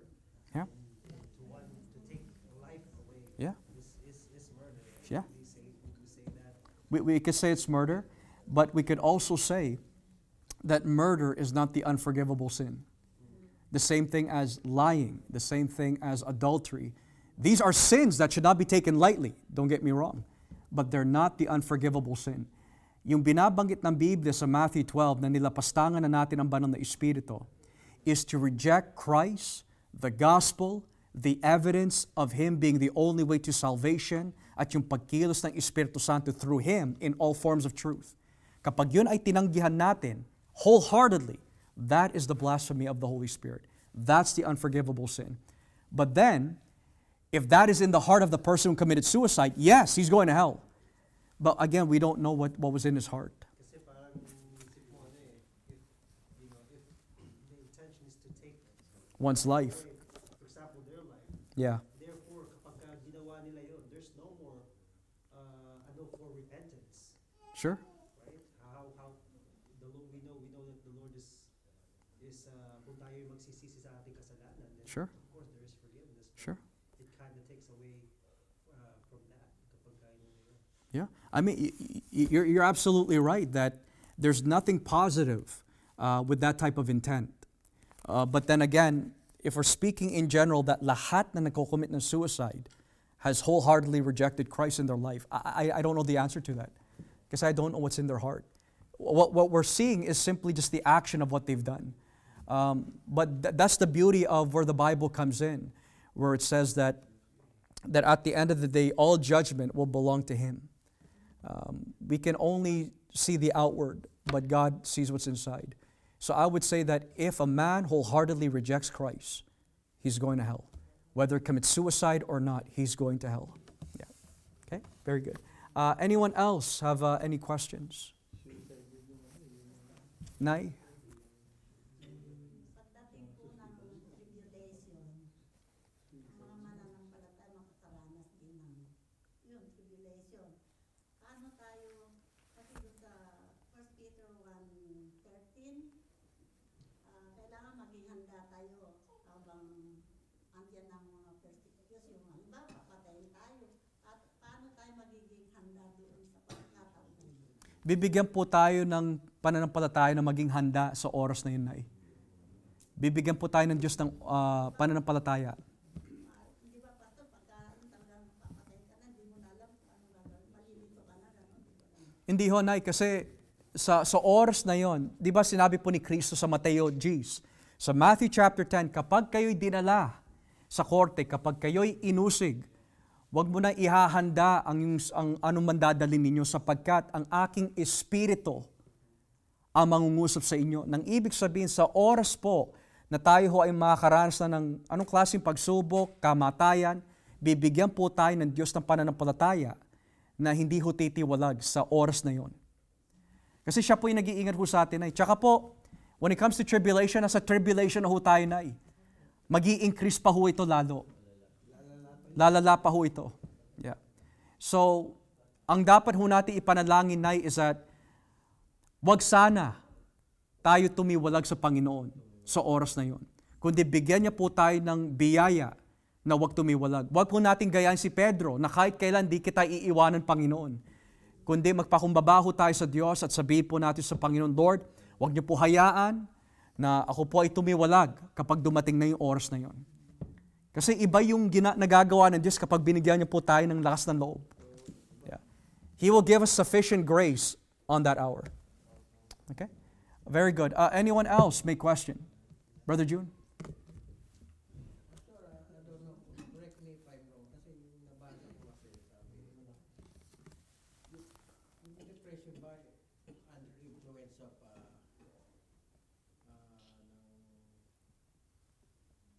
ng demon? Demon spirit? Kasi nakalagay dun yung demon possessed sabi, and tapos nakita nila na siya ay matino na ang pag-iisip ng pinagaling. Sure. Matino na ang pag-iisip kasi sabi ko, so parang matino na ang pag-iisip. So parang iniisip parang mga depression gano'n. It depends, Brother June, kasi ano ba yung ugali nung tao na yun na binabanggit sa Marcos? Nagwawala siya eh. So he wasn't depressed. Nagwawala siya. Secondly, inamin ng mga demonyo sa kanya, we are many, we are legion talaga. So when it comes to depression, the very root of all depression is sin. When it comes to corruption po, it's sin. Gayunpaman, it does affect the mental thinking. There is psychological factors tulad po nito. Bagamat depression is the root of, or sin is the root of all depression, pero there is some psychological factors. Halimbawa, sexual abuse can lead to depression. It can also lead to trauma. Verbal abuse can lead to depression. Yung lagi siya kino-compare sa ibang tao, that can also lead to depression. Napakaraming cases to why a person can be depressed, pero we could say the root of all depression is this, not trusting in Christ. Not trusting in Christ. So, for me, although debated po ito, I believe itinalaga ng Diyos ang mga medical doctors to help people who have mental battles. Bahagi yun sa ating corruption eh. So, I would also be careful sa mga kapatiran that kapag may nakikita po tayo who have mental battles, mental illness, that I'm not saying you po, Brother June, na kayo nagsasabi nito, pero we should be careful of saying that they're demon-possessed. Kasi just because you become a Christian does not mean mawawala na lahat ng ating mga deformities and corruptions. Habang nandito po tayo sa panlupa na katawan at hindi pa ho natin nararanasan yung glorification, we will deal with this corruption sa ating buhay. Yeah. Okay? Anyone else po have any questions before we come to a close? Any last questions? Tay? Sa Bible, babalik tayo dun sa suicide na topic kanina. Sabi, siya lang may kapangyarihan bumawi ng buhay. Paano yung mga nag-suicide? Yeah. So, that's a good question, Tay. Tama ho yun. Pero ang tanong din ho doon, sino nagpahintulot na bawian nila ang buhay nila? Ang Diyos din. So, hindi magagawa po ng tao na magpakamatay kung hindi pinintulutan ng Diyos na siya'y magpakamatay. So, we could say that the sovereignty of God kasama po doon. And mga kapatid, it's a very difficult question po talaga. I seriously don't know. But what I do know is that only God knows in regards about that. So tama po yung mga nasabi ninyo. Only God has the authority to do that. Murder is wrong. God is not pro-suicide. He's pro-life biblically. Pero kung ano man yung destination po ng tao after suicide, only God knows. Okay? Brother Joel? Pastor, hindi naman tayo, wala tayo sa posisyon na humatol eh. Ang Diyos lang talaga hatol eh. Pagdating niya ron, siya sa ang Diyos mag-uusap. Yeah. Wala na tayo doon sa ano. Yeah. Right? Yep. Ang trabaho natin is to be obedient to Yeah. Him. And I understand kung bakit po it's troubling kasi una-una ang tanong doon yung po ba ay bunga ng Espiritu na magpakamatay? The answer is no. Pero dahil nga po wala po tayong perfect faith at hindi naman tayo lagi lumalakad sa Espiritu, is it possible for a man who does not walk in the Spirit to commit suicide? It's possible. It's possible. Kasi bunga po yun ang laman. But whether he is saved or not, I truly do not know, mga kapatid. Okay? Any last questions before we come to a close? So mukhang karamihan po ng ating mga katanungan na uwi po sa suicide. So sabi po ng unang Pedro, kung yan po ay pagsubok, we need the grace of God. Okay? Sister Jen, you had a question, huh?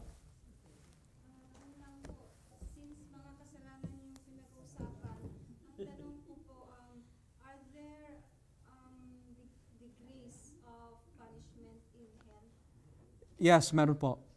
It's interesting kasi last night, pinag-aaralan po namin yan. Kapag binasa niyo po yung Lucas, Kapitulo 12, 42 hanggang pababa, it talks about levels of punishment. Kapag binasa po ang Hebrews chapter 6, yung mga taong nakaalam na, nakaranas na sa mga pagtitipon ng mga mananampalataya about the gospel and the truth, and then tumiwalag sila, matindi ang kaparusahan na kanila mararanasan. We also see that the level of punishment is also biblical dahil the blasphemy of the Holy Spirit is a level of punishment. Sabi po doon, anything that you say laban sa anak ng tao, mapapatawad ka. Pero yung sabihin mo laban sa Espiritu Santo, wala na kapatawaran po yun. So that means that there's a level of punishment na mararanasan po ng mga tao na nakaalam that is different sa level of punishment sa mga hindi nakaalam. Pero don't get me wrong, both punishment ay magiging matindi pa rin. Kasi impyerno pa rin po ang baksak eh. But how God punishes them in hell, there are severe and levels to this. So I would encourage you po, basahin po natin yung Luke 12, 42 pababa, Hebrews chapter 6, Hebrews chapter 10. You will see the levels of punishment po doon. Okay?